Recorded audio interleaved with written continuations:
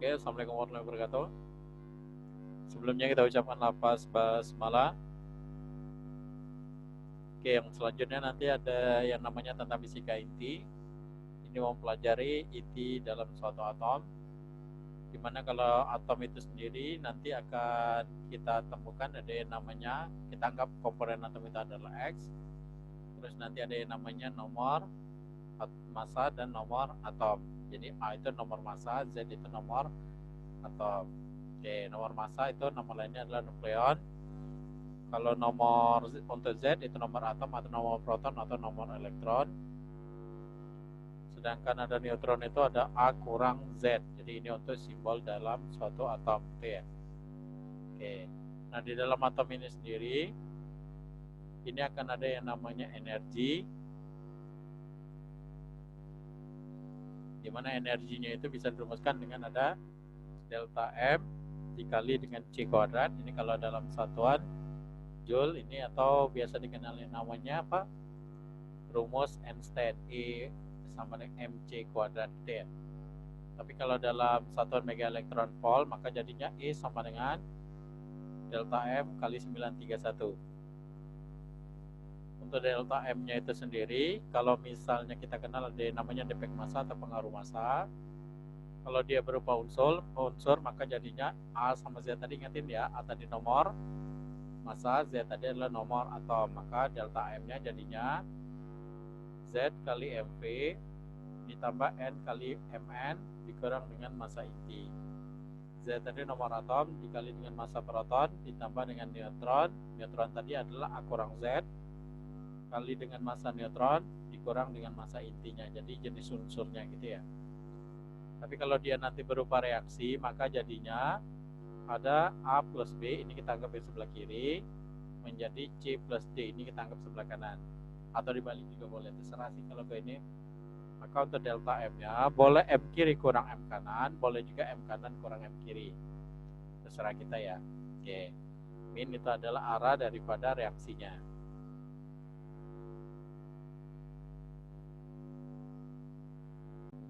Di dalam atom ini sendiri, selain energi dan defek massa, maka di dalam atom juga akan dikenal yang namanya 3 keadaan.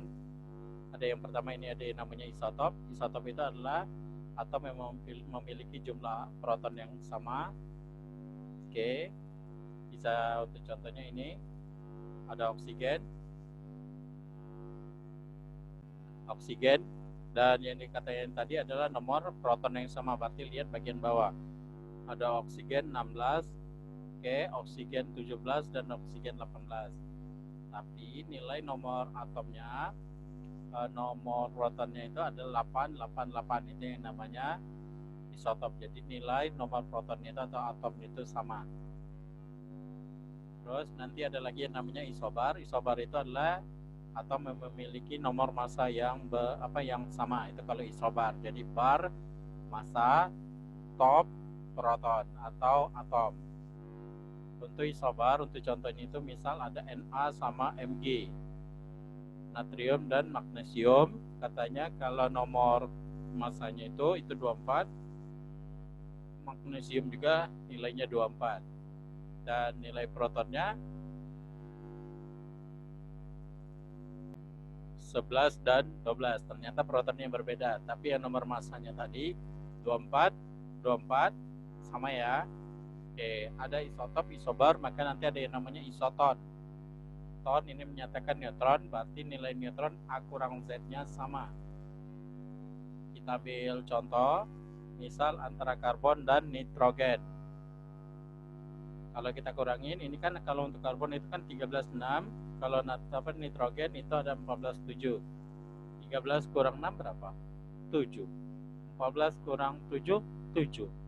Nah, berarti nilai neutronnya sama-sama 7. Itu untuk contoh. Oke. Selain itu juga di dalam peluruhan di dalam atom ini juga kita akan bicara dengan namanya peluruhan inti. Untuk peluruhan inti itu mungkin kalau kita kenal ada yang namanya, yang pertama itu ada alfa. Biasanya nomor atomnya itu 2, nomor massanya itu 4.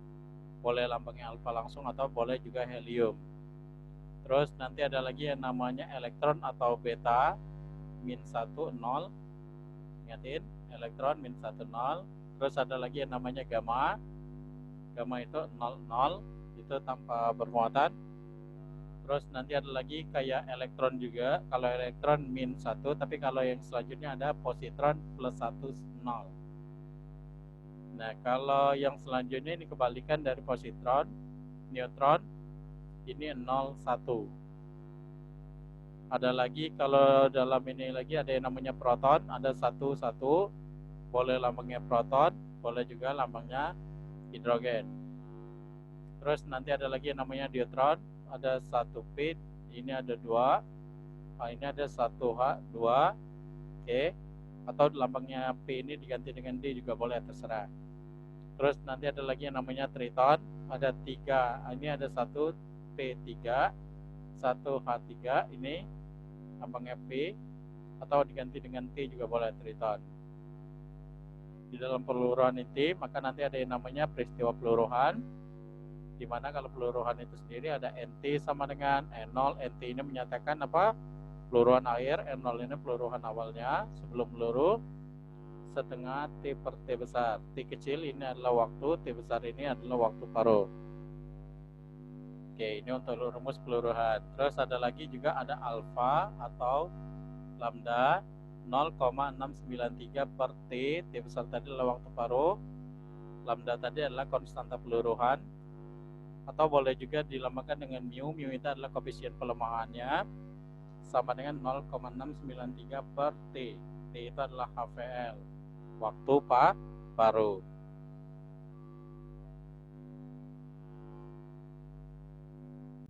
Di dalam peluruhan ini sendiri nanti akan kita kenal zat-zat radioaktivitas. Nanti ada yang namanya partikel alfa, beta, sama gamma. Untuk gambarnya boleh dilihat ini alfa. Jadi objek yang paling kecil, paling tipis pun, atau yang paling sedikit, alfa itu tidak bisa menembus. Tapi kalau beta dia masih menembus. Oke. Nah, kalau beta dia ada lempeng besar atau plat logam, itu tidak bisa lagi ditembus. Nah, kalau gamma apapun bisa ditembus, setebal apapun dia bisa ditembus. Ini namanya gamma. Jadi kalau dilihat dari gambar ini sendiri, maka gamma itu mempunyai energi dan daya ionisasi yang paling besar. Berarti kalau untuk sifat-sifatnya, partikel alfa bisa dilambangkan dengan 42. Terus adalah bermuatan positif, daya ionisasinya besar, menembus lempeng foto, yang kalau dulu untuk foto-foto yang lama itu dipengaruhi oleh medan listrik sama medan magnet, sama kayak partikel beta, tapi ini ada 0-1, bermuatan negatif, daya ionisasinya agak kecil dibanding dengan alfa. Terus energinya ini agak besar dibanding dengan alfa. Oke, daya ionisasi kalau yang alfa itu sangat kecil ya.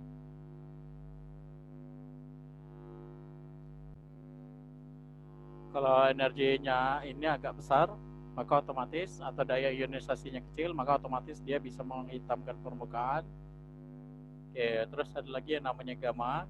Gamma itu sendiri tidak bermuatan, merupakan gelombang elektromagnetik, terus tidak dipengaruhi oleh medan listrik, medan magnet, dan merupakan penetralisasi itu yang paling kuat.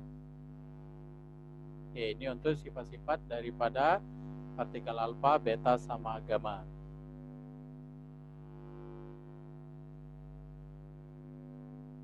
Dan untuk gambarnya boleh dilihat di sini. Ini untuk alfa, dan ini untuk beta, dan ini adalah gamma. Jadi kalau dia menabrak suatu sistem, maka untuk alfa itu akan banyak yang terpecah. Terus kalau beta itu sedikit, tapi kalau gamma itu dia posisinya mau masuk dengan keluar itu nilainya sama, itu daya atau energinya itu sendiri yang paling besar. Nah, di dalam reaksi ini sendiri nanti akan kita kenal ada dua reaksi. Nanti ada reaksi fusi dan ada reaksi fisi. Reaksi fusi itu berasal dari gabung, maka jadinya penggabungan inti. Kalau fisi itu artinya belah, berarti pembelahan inti.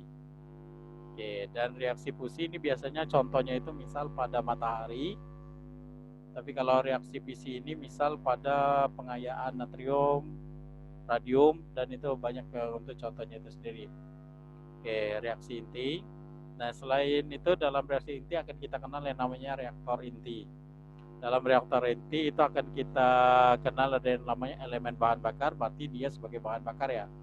Dan berupa ini batang-batang tipis uranium. Jadi ini untuk reaktor inti. Terus ada lagi moderator, ini fungsinya itu memperlambat kelajuan energi neutron. Bisa dengan menggunakan itu air, grafit, deuterium dioksida, berilium. Terus ada di dalam reaktor inti sendiri nanti ada yang namanya batang kendali, peralatan untuk menjaga agar reaktor tetap bekerja normal. Terus nanti ada yang namanya pendingin, biasanya digunakan untuk memindahkan kalor dari reaktor. Misalnya menggunakan ada air atau karbon dioksida. Terus ini ada perisai radiasi, ini pelindung, peralatan untuk melingkup reaktor agar reaksinya tidak berjalan kemana-mana.